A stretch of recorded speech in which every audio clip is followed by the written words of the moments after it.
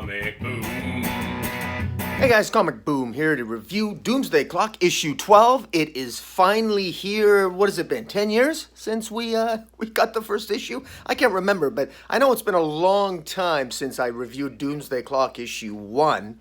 I think it's been at least 2 years. It certainly feels that long. I know I've made improvements on the quality of the special effects in some of my videos over the last since I did my Doomsday Clock #1 review. So it's been a long journey, but we're finally here. There's a lot to talk about, guys. Doomsday Clock #12. My review is going to contain spoilers, so if if you haven't read Doomsday Clock #12 yet, I suspect maybe shut off my review and go read it yourself. Enjoy it for what it is, because it's a doozy. I think it's a wonderful story. It's a nice way to end the series. There's some criticisms of it, but that I could make, constructive criticisms. But overall, I enjoyed it. I think it works.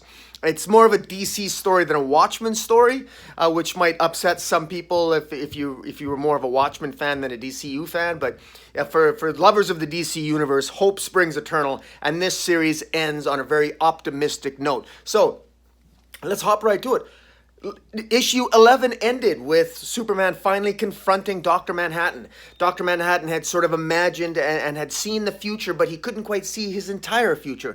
The last thing that he could see in the future was confronting Superman, and all Dr. Manhattan knew that virtually from the beginning was that either he was going to be destroyed by Superman or he was going to destroy Superman, one or the other. We also knew going into this from issue 10 that the metaverse. That Superman was key to the metaverse. That every time there was a fundamental shift in at least our comic book reading experience, whether it was the Silver Age, the modern age, or et cetera, there was a shift in the metaverse, and that the primary Earth designate zero, I guess you could call it, that whatever happens to that primary that particular metaverse affects the entire multiverse proper. And now, how does that flow into here? Well, DC editorial must have really played a huge role in this. One can understand the delays of Doomsday Clock because they mention 5G here. Because ultimately what happens here, to give you it in a Coles Notes version, is Dr. Manhattan confronts Superman, but just as they're about to have a conversation, Black Adam and all the metahumans that were causing chaos in the previous 11 issues. They confront Superman because they want to arrest Superman for what happened in Moscow when Firestorm exploded there. Superman is blamed for that, and so they want to arrest Superman. So Superman is literally battling all these superheroes and villains, and Dr. Manhattan is just watching it. And Superman is asking for his help. Why don't you help me? There's people in danger here. Help me. And Dr. Manhattan, as he watches Superman fight and the sacrifices and what Superman's willing to do, Dr. Manhattan is essentially inspired by Superman until finally Dr. Manhattan has his revelation, and he snaps his fingers, and what happens then is suddenly he's able to see the future. And what he does is he goes back in time and he moves the lantern 6 inches back. Because in the previous issues it was established that the reason why the Justice Society never existed is because Dr. Manhattan, he messed with the DC Universe. He messed with it. He moved Alan Scott's lantern 6 inches away from him, so Alan Scott died and never became Green Lantern, and that prevented the formation of the Justice Society. And that had profound effects on the DC Universe and led to the New 52 universe. Now, so what Dr. Manhattan did is that he was inspired. For the first time ever, Dr. Manhattan was inspired, and he was inspired by the actions of Superman. He goes back, he course corrects, moves the lantern back. The Justice Society is created. Because the Justice Society then exists, Superboy also exists, and not only does Superboy exist, but the Legion of Superheroes also come back into existence. And what's even more astonishing, and this is one of the bigger revelations, is that Superman's parents, survive. So they're not killed in that car crash. In the New 52, both Superman's parents were killed in a car accident. Both Clark Kent's parents, Jonathan and Martha Kent, survive, and they survive into the mainstream DC universe. So that's a major revelation, that not only now does hope spring eternal, Dr. Manhattan, in doing his machinations and undoing some of the things he did, not only do we get the Justice Society back, But we also get the Legion of Superheroes, and Jonathan and Martha Kent are both alive to see their son become Superman. And and then Dr. Manhattan is also able to peer into the future, and it's established that hope is the North Star of the metaverse, and Superman embodies hope. So the North Star of the DC universe, from a philosophical, inspirational standpoint, is Superman, and it's the North Star of the metaverse. And no matter how many times Superman is attacked, Superman will survive. So despite the death of the New 52 Superman, the New 52 universe is still out there somewhere. Wherever there's a Superman, no matter what happens to the Superman, Superman will endure. Hope springs eternal. Hope is there. So the New 52 universe is still out there.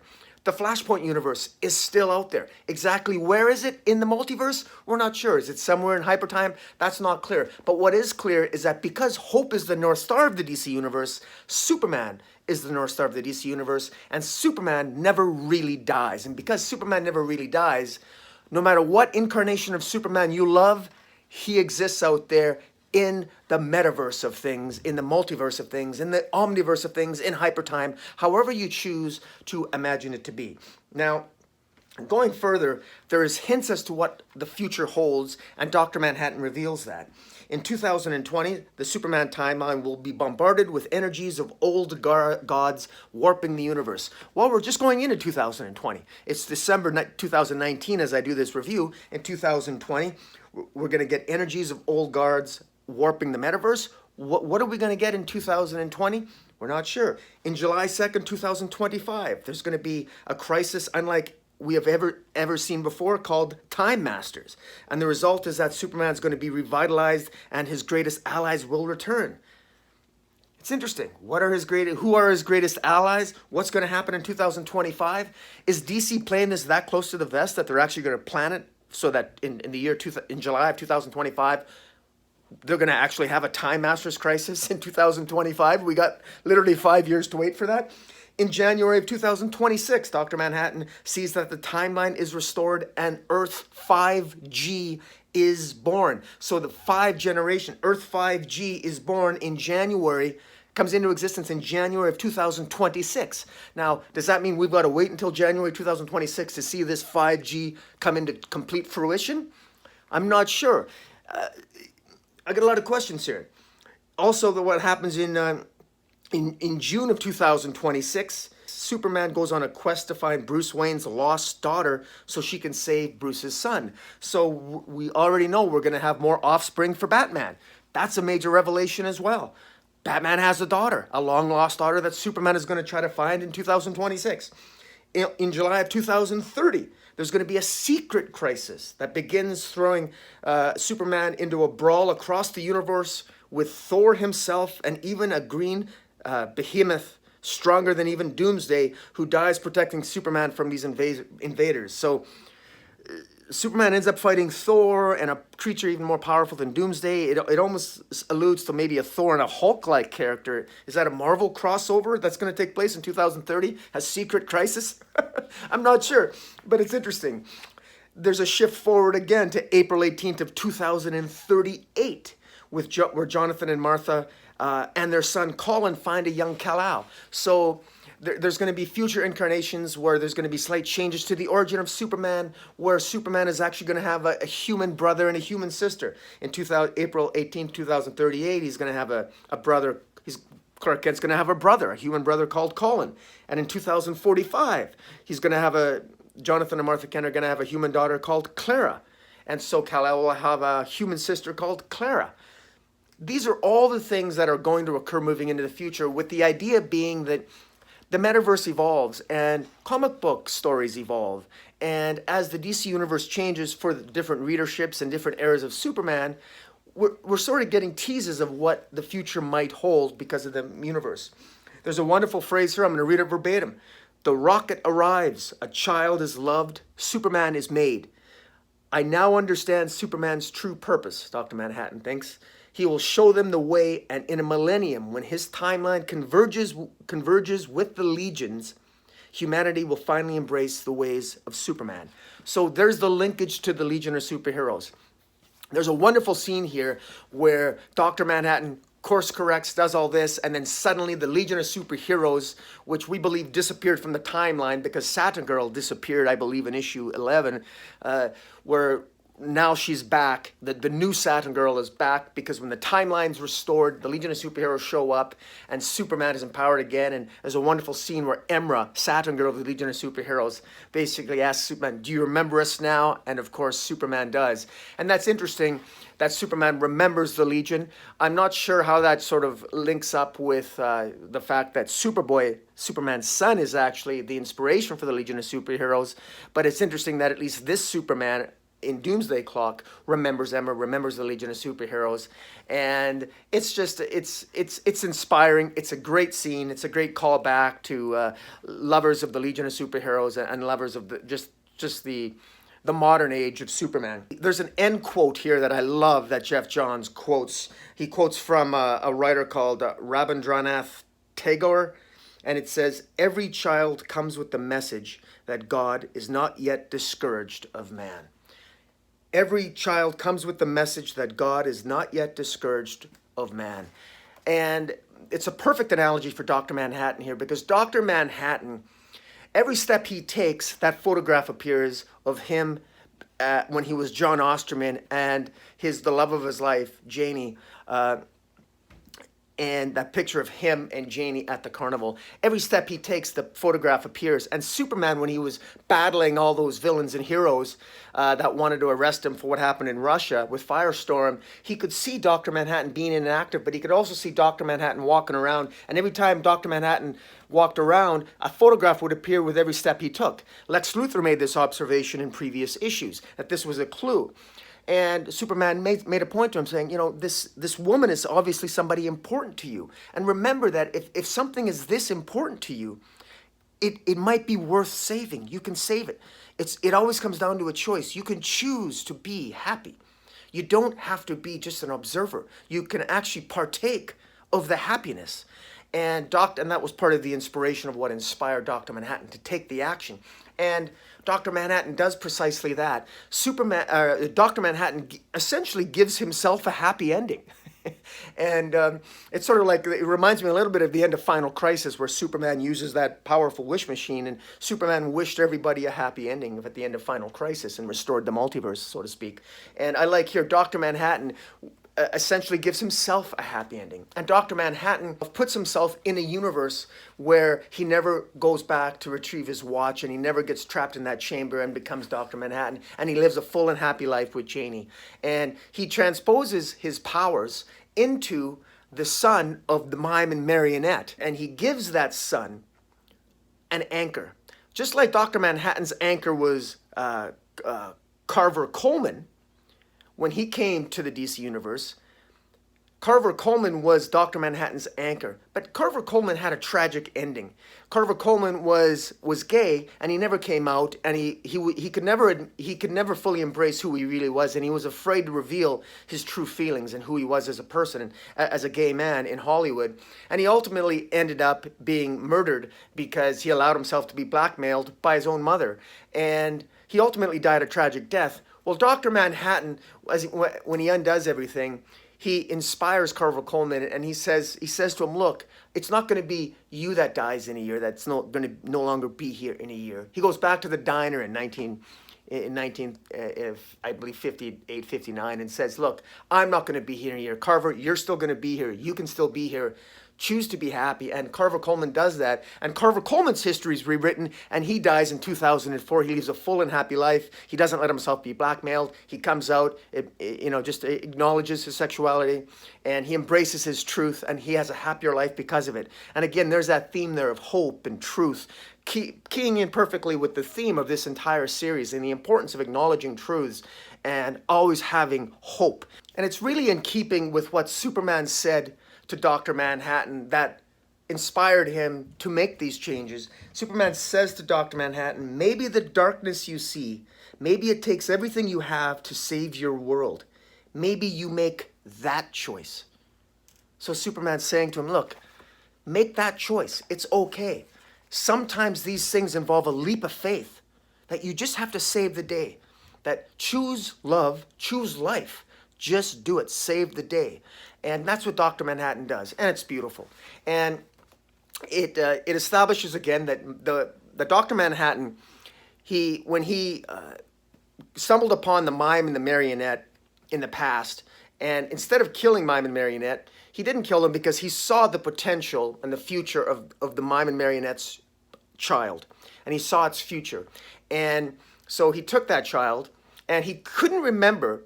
Curiously enough, Dr. Manhattan can't remember the circumstances of the how and why and when the child was taken away from the marionette at the hospital. That's a future story to be told.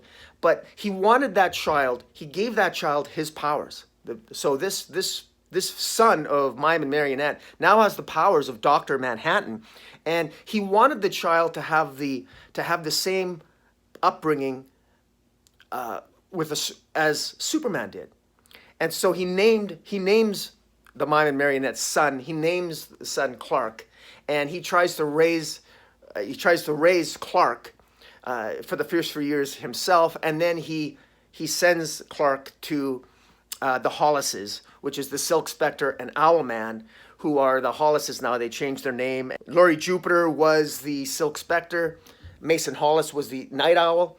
They got together. They changed their identity. They got new identities, Mr. and Mrs. Hollis, and they're raising two children. They're raising their own natural daughter named Sally Jupiter, named after her grandmother, who was the original Silk Spectre. And now their son, their stepson, shows up on their doorstep, this person named Clark, who is the son of Mime and Marionette. And this Clark, John named him Clark, Dr. Manhattan named him Clark, will be raised by the Hollises, and he'll have a sister named Sally. And it's a wonderful callback and incorporation of the Watchmen universe. And it also leaves things up in the air because Dr. Manhattan does not disclose to the Mime and Marionette where their son is. But he does tell the Mime and Marionette, that, she is pregnant with a daughter. So she's going to have another child. And what's even more interesting about this and fascinating is that the Mime and Marionette, as Dr. Manhattan sort of undoes everything and tries to course correct things, the Mime and Marionette end up staying in the mainstream DC universe. So for us DC universe lovers of the Mime and Marionette, the good news is that the Mime and Marionette are now part of the mainstream DC universe, and that's awesome. We've got the Dr. Manhattan, we got their son, who's named Clark, who has Dr. Manhattan's powers, is now being raised by the Hollises, and that they are also in the mainstream DC universe, which is pretty cool. And there are so many things that are coming into play here that I think it creates a new universe, in a sense, a revitalized universe moving forward. Another revelation is with respect to Johnny Thunder. Johnny Thunder was that old, 92, 93-year-old man, or the old guy that we knew was Johnny Thunder.